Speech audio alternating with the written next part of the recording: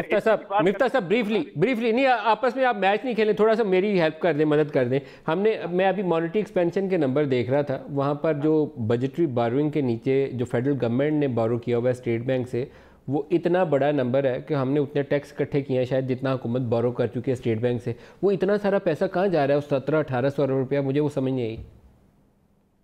سر دیکھیں، جو state bank ہمارے نوٹ چھاپتا ہے نا، تو اس کا جو انٹرسٹ آپ دیتے ہیں وہ اسٹیٹ بینک کو ہی دیتے ہیں، اور پھر حکومت فیڈرل گورنمنٹ جو ہے وہ پروفٹ کا آخر میں لے لیتی ہے.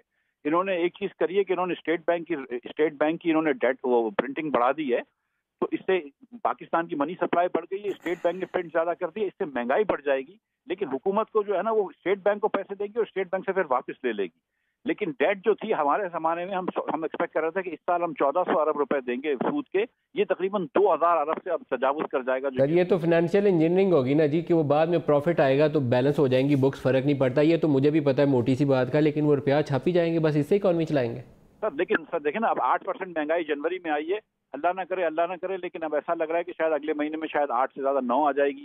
تو جو عمر بھائی بات کر رہے ہیں کہ عوام پہ بوجھ نہیں ڈالنا، تو مہنگائی عوام پہ بوجھ ہی ہے نا. اور میں آپ کو ایک بات بتاؤں کہ ندیم بھائی، اگر ایک آدمی زبیر صاحب کمپنی چلا رہے ہیں اور اس کو آپ نے نکال دیا کہ یار زبیر تو صحیح نہیں چلا رہا، دوسرا آدمی آ رہا ہے، تو وہ سیل بڑھائے گا یا کم کرے گا؟ یہاں پہ تو سیل کم ہو رہی ہے، دوسرا آدمی آ کے خرچ بڑھائے گا کہ کم کرے گا؟ وہ تو کم ہو رہے ہیں. مفتاح صاحب کو خدا حافظ کرتے ہیں. مفتاح صاحب ٹائم تھوڑا رہ گیا، آپ کا بہت شکریہ، آپ ہمارے ساتھ شامل ہوئے. عمر صاحب پہلے جواب دیں گے، پھر زبیر صاحب کی طرف آؤں گا. عمر صاحب.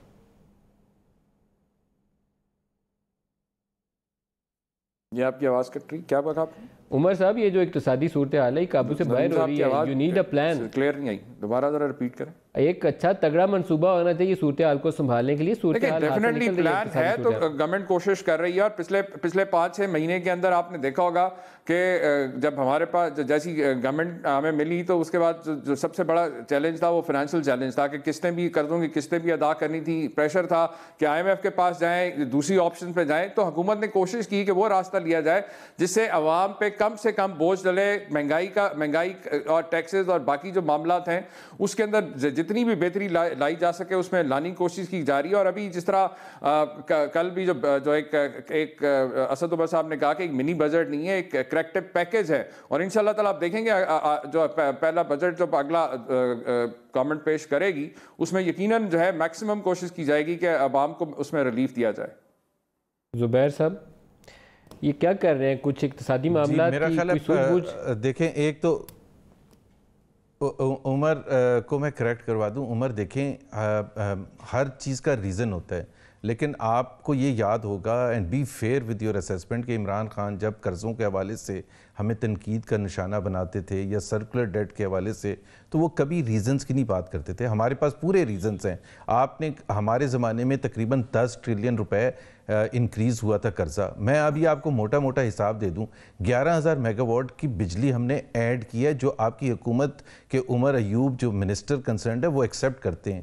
ہم نے 9.2 ٹریلین روپیز اوور 5 ایئرز صوبوں کو دیا تھا. 9.2 trillion rupees, that was more than double اس سے پچھلے 5 سال کے مقابلے میں. سو وہ ظاہر سی بات ہے، اس سے جب آپ یہ ساری چیزیں کرتے ہیں تو پیسہ تو آپ کو چاہیے ہوتا ہے. اور دوسری چیز میں آپ کو بتا دوں، اب آپ وجوہات ڈھونڈ رہے ہیں. ہمیں آپ کوئی بینیفٹ نہیں دیتے تھے، ہمیں سیدھا آپ الزام لگاتے تھے. ایک چیز تھوڑی سی مجھے وضاحت کریں گے آپ؟ کم ہوا ہے زبیر صاحب، آپ تو خیر وہ اپنی پرفارمنس بتانے لگ گئے، لیکن یہ بتا دیں کہ ٹیکس اکٹھا کیوں نہیں ہو رہا؟ میں جی تو سمجھ میں نہیں آ رہا کہ آپ نے اتنی میسو ڈیویلیوشن کی ہوئی ہے، امپورٹ بھی آ رہی ہے باہر سے آپ کی، وہ ٹیکس کدھر جا رہا ہے؟ ٹیکس کیوں نہیں ہو رہا؟ عمر سے پوچھ رہے ہیں، میرے سے پوچھ رہے ہیں؟ آپ سے پوچھ رہا ہوں. آپ تھوڑا سا ایکسپرٹ اوپینین دے سکتے ہیں اس کے اوپر؟ دیکھیں، there is no substitute for incompetence. there is no substitute. یہ آپ کس کو بولا ہے؟ ان کو سمجھ بوجھ ہی نہیں تھی. سر کس کو بولا ہے آپ نے؟ نظام کی سمجھ بوجھ ہی نہیں تھی. جانے کے بعد آپ کی لڑائی ہو جائے گی. اور دوسری بات یہ ہے کہ یہ بغیر پریپریشن کے سیٹیاں بجاتے ہوئے آگے تھے.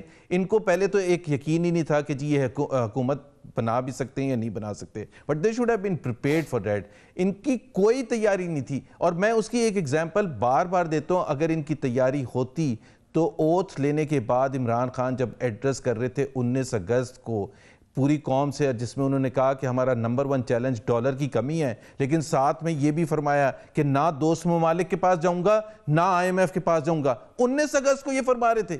So what was his plan? He didn't even know. اور آج بھی ان کو بالکل بلینک رکھا جا رہا ہے. وہ ان کو سمجھایا جا رہا ہے شاید بڑی زبردست ہماری نہ انفلیشن کے فگرز بتائے جا رہے ہیں, نہ ٹیکس ریونیو میں جو چیلنج ہے وہ بتایا جا رہا ہے, نہ سرکولر ڈیٹ کا بتایا جا رہا ہے, نہ اوور آل ڈیٹ انکریز کا بتایا جا رہا ہے, نہ اور جو اعداد و میکرو اکنامک انڈیکیٹرز. اور سب سے بڑی بات ندیم, میں جو افسوس کے ساتھ یہ جگلری کی بات کرتے تھے, انہوں نے دنیا میں ایک نیا اکنامک فارمولا دیا ہے. مثال کے طور پر یہ کہتے ہیں کل فائنانس منسٹر کہ جی ان کے زمانے میں جو فرسٹ ایئر گروتھ ریٹ تھا, ہمارا گروتھ ریٹ اس سے زیادہ ہوئے گا. بھائی کویسچن یہ ہوتا ہے جہاں سے ہم نے چھوڑا ہے 5.8, آپ کا معیار ہوگا اس کے مقابلے میں.